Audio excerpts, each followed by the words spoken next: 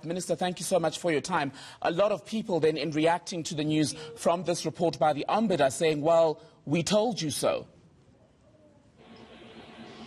You told me so. What is it that you tell me? Told me? A lot of people are saying they've always said that the military men or the soldiers acted beyond the scope of their work by going into the Khosa household and ultimately in what resulted in his death. How do you respond to that? I think what matters to me is that we've done the right thing.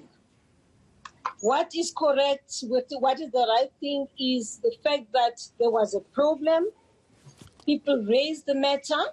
I directed the ombudsman to investigate the matter, and I did reassure South Africans that when the report comes out, I will be able to share the report with the South African public. What to me matters is the fact that we have nothing to hide. We haven't hidden a thing. We've come out and told people exactly what the findings of the military ombuds are. Now, if South Africans are saying, we told you so, yes, they told us so, that there may have been wrongdoing in what happened at the Khosa house. But I also want to remind you that there is a criminal investigation, but there's also an investigation on the administrative processes which were followed, and this is one such investigation. And of course, what has come out is as a result of that investigation by the public protector. And there was another report from an internal inquiry. This came out, I believe it was in May, that said that the soldiers could not be held liable for Collins Khosa's death, that there was no link between his injuries and him dying. How does this outcome from the Ombudsman affect that? You know what I believe? I'm always of the view that what matters to me is always how do I move forward. There was a challenge with regards to the Board of Inquiry. There was a statement which I made, a statement where clearly it showed that I had been misled into believing that an investigation had been concluded, only to find that the investigation had not been concluded. And I reassured South Africans that there are two other investigations which are running parallel, and that is the criminal investigation and the military ombuds investigation. So to me, what is gratifying is that the second report has now come out. It is that of an independent institution within the Defence Force. It is an institution that has a responsibility to receive allegations from the South African public about the conduct of military personnel, and that's what has happened. The third report we'll expect, you and I now, is a report which will come out of a criminal investigation conducted by both the police and the military police. That's what I'm expecting. We agree then this afternoon, Minister, forgive me for cutting you off, we agree then today, we can all as a country agree that the internal inquiry report was a botched job and you were misled, right? Look, to me, what matters now is that I am giving you a report and I'm giving you facts. I'm giving you facts about the findings of an independent inquiry, a person who has oversight in the South African National Defence Force. That is what matters to me. If there was wrongdoing, the wrongdoing has come out, and my minister, in the form of this woman here, has acceded to the fact that there was wrongdoing. So that, to me, is what matters. And I would want, with due respect, for South Africans to accept that I will stick to what I believe right now South Africans need to hear. But, Minister, we cannot move forward as easily as that, because when that report cleared the 4 soldiers, it caused the Khosa family added grief. The Khosas were upset because it also then came out that they had not been interviewed in the compilation of that inquiry's report. It also then, we heard that it was put together with information from previous affidavits, so we cannot just move on from it when it is a chapter that added to a family's horror. One of the things which makes me happy as a Minister of Defence during this time is the fact that in conducting his investigation, the military ombud started by interviewing the family of Ndate Khosa, the tenants who reside in the area, in the house of Khosa, the neighbors. The only people who were not interviewed are the soldiers who are implicated in this whole saga. And it is out of their own choice that they decided to remain silent for fear of incriminating themselves, because there is still a criminal investigation which is currently going on. It would seem that's the advice they received from the lawyers. What matters to me is that justice has been done because people were hurt. And that people now, this kind of report has come out, right? And that they did not have the opportunity, as the people who are being investigated, right, to speak, to be interviewed by the military ombuds. It was their choice. Everybody has a choice. So in this case, they decided to remain silent. And I am happy that, for me, at least a bit of what came out of what happened on the day when none of us were there has come out. With respect, Minister, forgive me for jumping in again, yes. We're a bit pressed for time. With respect, this is not about what matters to you. It is about a man who died after an incident involving members of the SANDF.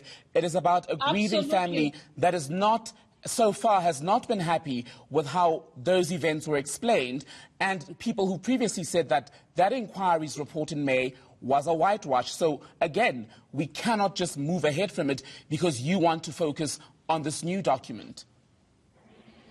I don't know what you expect me to say, because from the beginning I told you that there were 3 investigations which were running parallel, and I did say that I am unhappy with the first investigation, the Board of Inquiry. However, there is an investigation by the military ombuds, and there will be a 3rd one, which also will come out from the law enforcement agencies. And I pleaded to South Africans, including yourself, that therefore let us wait for the outcome of the other investigations. And I stand by that, by the way. So you were misled then in the initial process, right? What action is being taken? Who is being punished for that process that was misleading to you as minister who was at the front line of responding? You know what? My focus right now is on what is going to happen. Here is a report which has come out.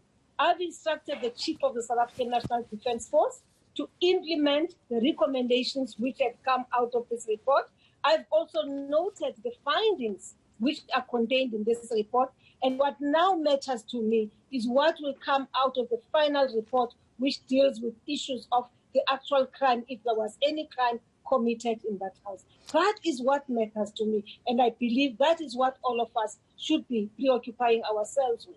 So you don't think it matters that a minister was misled about the death of a South African at the hands, as we are reading, of the military? I'm not sure how it is going to help you. You don't think it's important, Minister, that we deal with that and find out if people will be brought to book for misleading you? What matters, look, you're not going to change me from the position I hold right now, which is that I am happy that what happened on the day in that house has come out through this investigation. I am happy that the family of the deceased, the tenants, the neighbors, everybody was given an opportunity to express themselves and tell their side of the story. The fact that the soldiers did not make themselves available for that is another matter. And to me, that is neither here nor there. The issue is here. There are findings I am dealing with. The issue is there are recommendations which I said must be implemented with immediate effect. The other matters, taking me back to what happened with the Board of Inquiry, is neither here. I am now reporting about the findings of the military ombuds, and I am reporting about what the military ombuds is recommending should be done with the soldiers. And that's it. And mine is to ensure that, because I'm the executive authority, make sure that the recommendations as presented by the military ombuds are carried out. But both these reports are part of the fuller picture, Minister, so you can't pick to address one and not the other. There's no part of the fuller picture. You are wasting time because you said you are in a hurry. There is no fuller picture here because the Board of Inquiry, as I have said, is a purely internal process of the Defence Force, which talks to where were you at a particular time, were you supposed to be there, etc. And the military ombuds investigation and mandate goes way beyond that, because it is an independent entity of the Defence Force, which is supposed to investigate any form of allegations against soldiers. Now, that which we are preoccupied with of a board of inquiry actually is neither here nor there, because in any event, the board of inquiry would never have told us whether, in fact, people did comply with the code of conduct. And I did say to you that it's a purely internal process which makes a determination as to how many people were there. Why were you there at that particular time? Nothing to do with the death of Ntate Khosa. An internal process that misled you, Minister Mapisa-Nqakula, and that cannot go without sanction or not be addressed publicly, because, again, this is an issue not about what you feel should be the preoccupation. It's about the issue of a man who died and a family that wants to deal with the truth in its entirety as relates to both reports. I said initially, I thought you kept on saying, Minister Nqakula, wasting time. There's no waste of time here. What I'm doing right now... With respect, Minister, when it comes to time on the program, that is not a determination that you have to make. With due respect to yourself and with due respect to people who are watching this show, who are supposed to hear from me what my views are about the military ombuds report and the fact that we've come out honestly to report to South Africans about what transpired on that day. And I think for me, that right now is what South Africans are interested in, and what it is that we are going to do about the recommendations and findings which are made in this report. That's what South Africans are interested in. So here's the thing then, to this report, the one that you're choosing now to deal with, it did not have the inputs, as you said. With respect, Minister, please allow me to finish my question.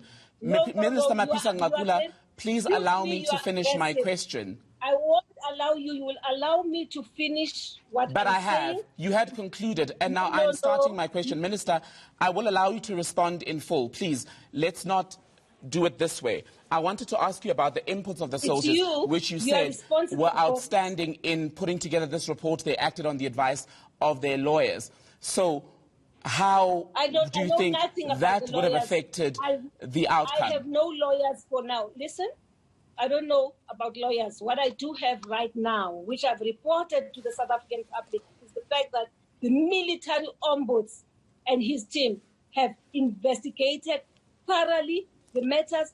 They've actually interviewed everybody who was on the scene, who is related to the Khosa family and the neighbors, and this is what has come out. And those who did not avail themselves, it's their choice that they did not make themselves available. That's what I'm reporting to South Africans today. And when other information come to the fore, certainly, as I had said before, I will come back and report to Parliament and report to South Africans. I have nothing to hide, by the way. You seem to believe that I have something to hide. I am sorry. I have nothing to hide. I have everything to tell, and what I tell are the facts. It is the truth which is contained in a written report. And how would the outstanding criminal investigation affect what is now supposed to be an internal SANDF process that will go ahead based on this Ombudsman report? I'm not sure if you do listen, actually.